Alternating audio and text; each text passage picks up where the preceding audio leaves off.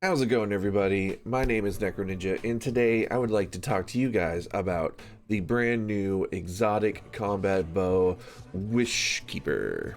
I'm going to go over my personal thoughts on the bow and whether I think it is good or not, and where I think it would fit in your loadout. But before we continue, if you could oh so kindly hit that like and subscribe button down below, your support is very much appreciated, and it makes me a giddy little schoolgirl, and I love you for it. Alright, without further ado, let's get into the video. Before we get into my opinion of the bow, let's go over what it does. So its intrinsic traits are Snare Weaver. Precision hits and final blows build energy towards a Snare Weaver arrow that can be fired from the hip. On impact, Snare Weaver arrows create a pattern of traps that suspend nearby targets. Kind of think of it as an anarchy for suspend. It also has a Silkbound Slayer. This weapon deals bonus damage to suspended targets. You gain faster draw time for a short duration when you suspend a target from any source or damage a suspended target with this weapon. Also, quick spoiler alert, before we go any further, all the footage that I'm going to be showing of the bow is going to be within the Star-Crossed mission that you get the bow from. So if you haven't done the Star-Crossed mission before and you don't want any spoilers, here's your warning right now. So my initial thoughts on this bow is that it's okay. It's yet another bow that you have to charge to get it to do the thing that you want it to do, much like, you know, Tiku's or Hierarchy of Needs. What you got to really think about with this bow is that you got to understand that it's definitely not going to be a DPS bow.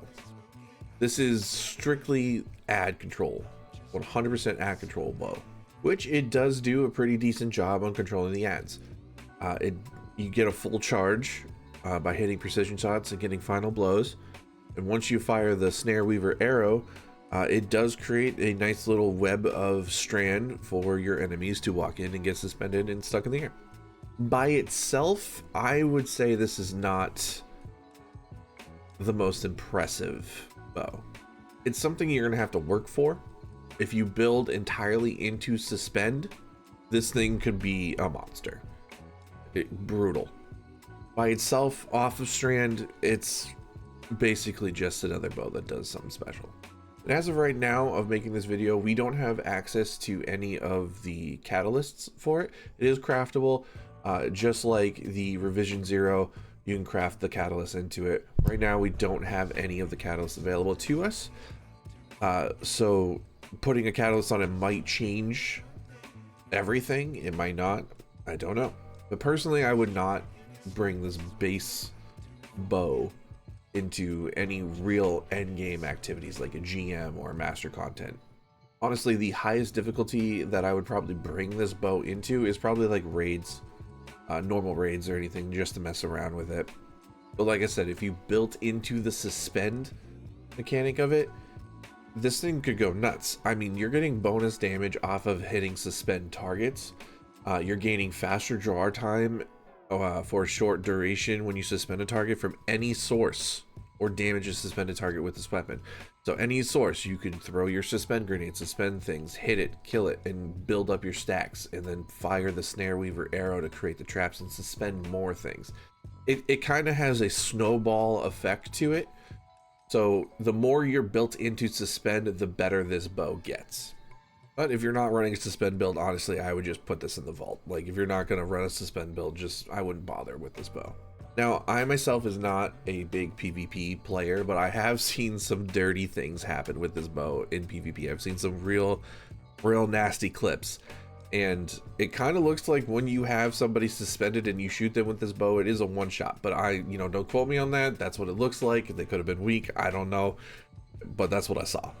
I'm trying to put aside all of my bias because I don't use bows very often. I'm not a big fan of them.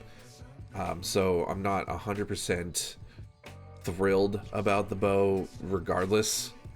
But it is intriguing. It is something that I am going to keep messing around with. Once the catalysts are available to me, I'm going to get them. I'm going to craft them into it, and I'm going to test the bow out a little bit more. The weapon could become just nutty with the catalysts. I don't know. Overall, you're going to get the bow anyways, just because it is part of the story. You kind of just have to get the bow to get to get further into the story anyway. So I mean, test it out, try it out, see how you guys like it. If you guys are bow lovers, you might thoroughly enjoy this. Personally, I'm not a big bow guy, so not on the top of my list.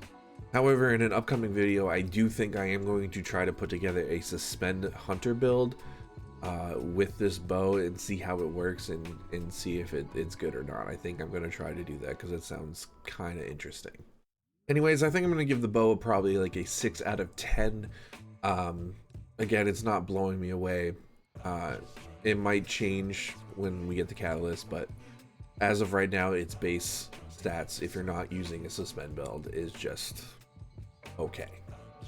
Alright peeps, that's it for me today. If you guys enjoyed the video, make sure you hit that like and subscribe down below. I do appreciate everything. I love you guys. I will see you in the next one. Go try the bow.